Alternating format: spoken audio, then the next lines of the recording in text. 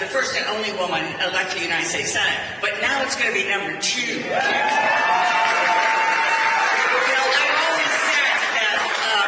It's not enough to be the one and only. I've done a lot of that in my life, actually. You know, the first, woman, the State House, or the first woman to preside over the State House, or whatever. It isn't enough to be the first unless there's a second, and a third, and a fourth.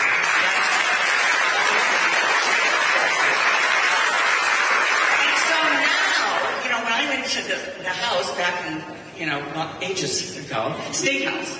There were 8 women in the State House, none in the State Senate, none statewide, and now we have the majority leader. So cool. What an exciting election. And let me say, when I first was getting involved, nobody thought, having a Democratic woman from West Michigan, oh my gosh, in the House of Representatives. Oh my gosh, but Hillary has done a fantastic job, and we are very, very excited. I know you are as well, to give her a second term. And let me just say, before talking about our great next United States Senator, Elissa Slotkin, who I'm so very proud of, we have exciting nominees for President and Vice President of the United States.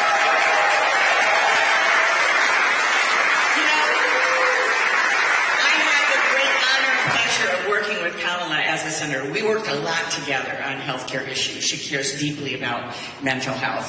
And we were all at this event that you saw. And I don't know if anybody was able to get over to the event that was at the Detroit airport, but over 15,000 people. They pulled up in the plane. Everybody watched them land in the plane. They pull up, they turn around, and everybody's wildly applauding.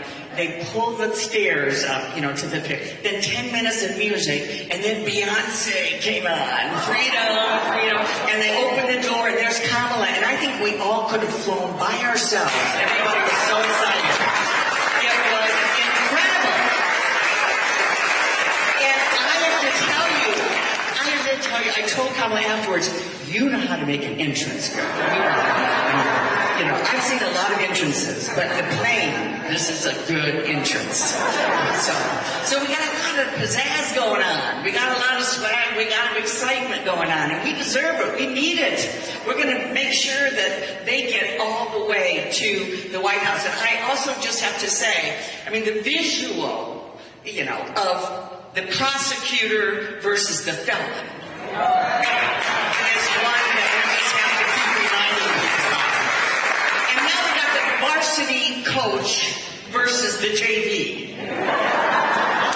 What was up with Vance going out to Kamala's plane? What was he attempting to do?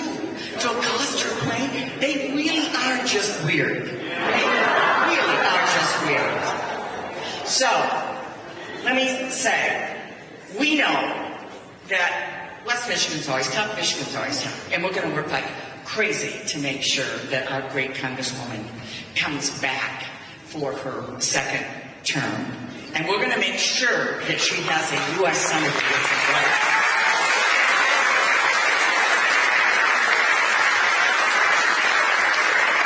I have to tell you, I am very confident of Elissa's talent, her hard work, and she's worked for all of us, and she will continue to get the job done in Michigan. And with our help, only with our help, nothing is guaranteed, only with our help, she will win, with everybody here in West Michigan helping her do that.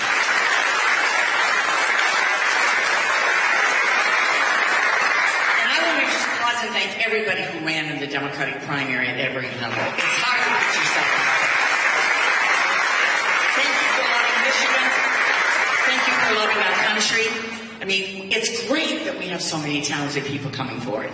But this is the moment to unite. This is the moment to everybody get up together and unite. Because the focus has to be on winning in November.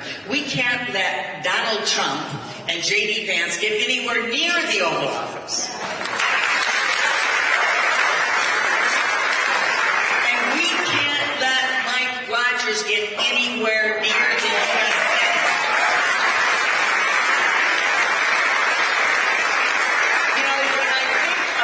the fact that Elissa's been on the front lines of taking on the drug companies. This is something we all care passionately about, to bring down costs. And we're doing that. You know, $35 insulin for seniors. We're about ready to announce the first 10 drugs that Medicare is going to negotiate to get the best price. There are other caps. We're doing this. You know what Mike Rogers did when he left the state house? He went to Florida and made millions of dollars off of representing the drug companies. So this is not the kind of person that we need in the United States Senate from Michigan. And there's a whole lot of things that were happening that he made a whole lot of money off of as well that are not good for us in Michigan. So we have somebody who's going to make sure that our shared values are continued, that we're going to fight successfully for our freedoms, to restore our freedoms. Top of the list, reproductive freedoms for women. I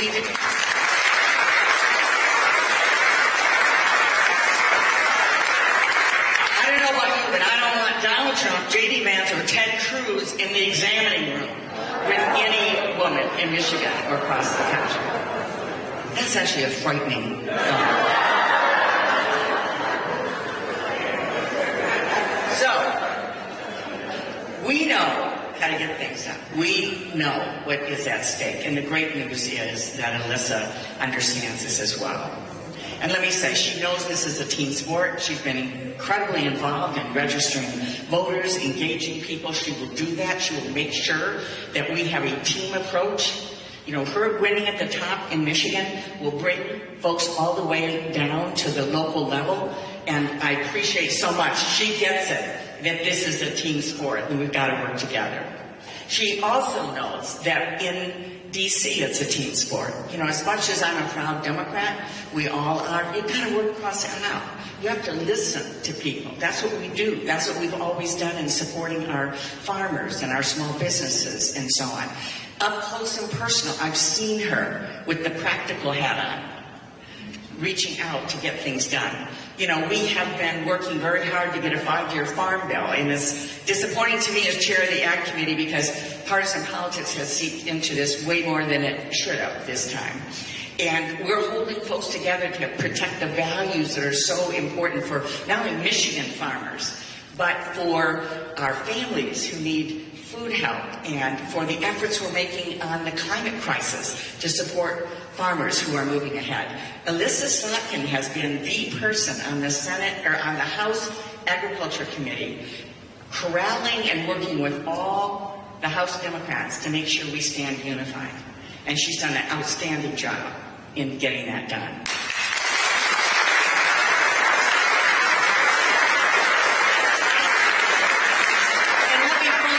Say this. You know, I have represented Michigan in some form or fashion for a long time. And I know what it means to be grounded in the communities that you represent. I've seen firsthand how engaged and accessible and present she is in her district and in Michigan. Elissa Slotkin is pure Michigan.